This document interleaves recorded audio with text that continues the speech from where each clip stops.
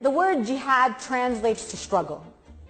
It could be all kinds of struggle, but the actual word translates to struggle. I think as an Arabic speaker, I should be the one to define what jihad means and not Google, which is not Arabic, right? Just making that clear. Anyway, I went to a big Muslim convention just this past year. And I went to a Muslim banquet. I did a keynote speech, and I was trying to motivate these Muslims to, organize in the resistance. And I said to them that there was a story where a man asked our beloved Prophet Muhammad, may peace and blessings be upon him, what is the best form of jihad or struggle? And then our beloved Prophet Muhammad, may peace and blessings be upon him, responded and said, the best form of jihad or struggle is a word of truth to a tyrannical ruler. That's it. Right?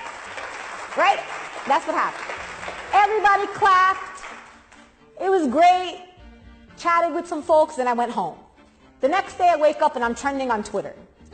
And Donald Trump Jr., the son, now this is how crazy this is now, listen to me here. The son of the President of the United States of America was calling for my arrest for treason, for calling for a holy war against the President of the United States of America. I swear to God, go Google it, I'm telling you, it's horrible.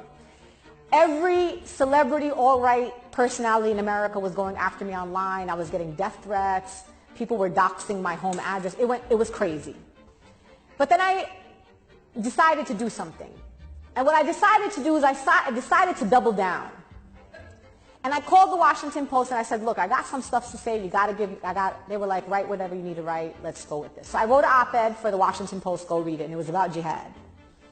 The reason why I'm telling you this is because I want you all, especially those in the room who are non-Muslim.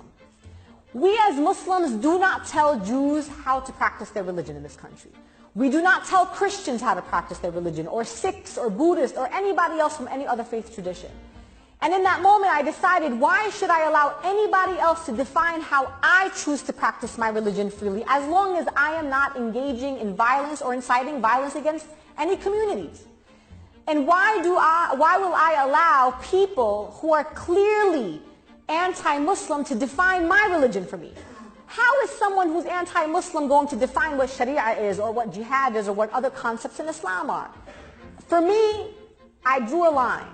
And I said, you know what? It's not happening on my watch. And I'm going to defend my right in this country to be a full Muslim. And I also have the Council on American Islamic Relations who's going to defend my right to be a full Muslim in these United States of America. So if there are questions that you have about Islam, if there are things, I don't want you to be shy. I don't want you to feel like questions are inappropriate. I love when people ask me questions about Islam. Is it true this? Is it true that? What do you think about this? That's cool. If you want to know about Islam, it might make sense for you to ask a Muslim. That's my